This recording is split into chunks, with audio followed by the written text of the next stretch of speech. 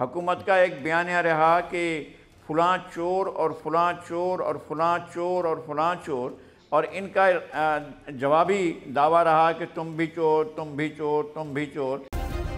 Subscribe करें और bell दबाएं ताकि कोई खबर रह न जाए।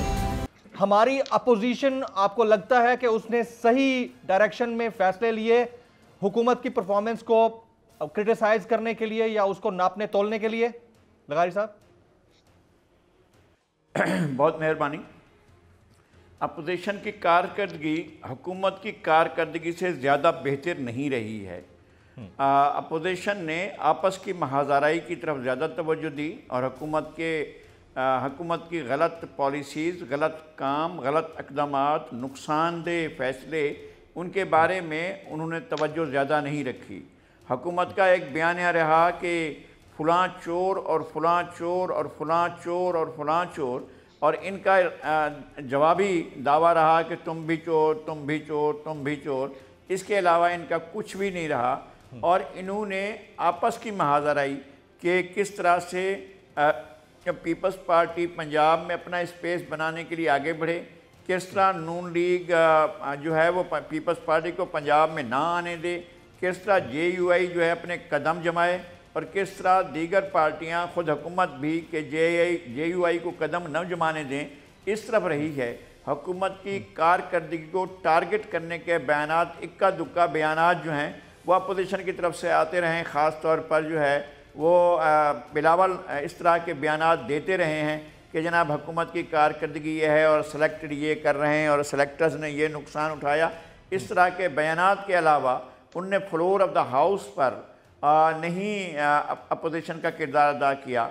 उन्होंने जब ये बिल पेश हो रहे थे, एक साथ कोई 27-28 बिल पेश हो रहे थे, अपोजिशन ने सिर्फ वॉकआउट को काफ़ी समझा। उनने वहाँ पर जम कर खड़े होकर अपोजिशन ने की।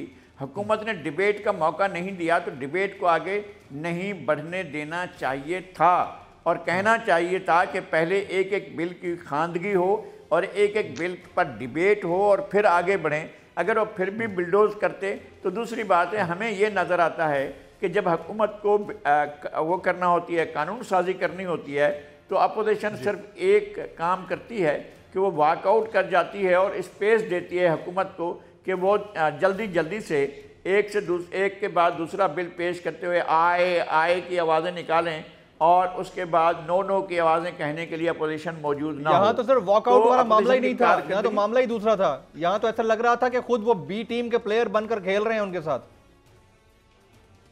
बिल्कुल ऐसा ही है। और पिछली दफ़ा जब हुआ था, जब इन्होंने PDM बनाया था, उससे पहले कानून साजी जो हो रही थी उसमें हुकूमत ने मौका होने के बावजूद हुकूमत को टफ टाइम नहीं दिया था।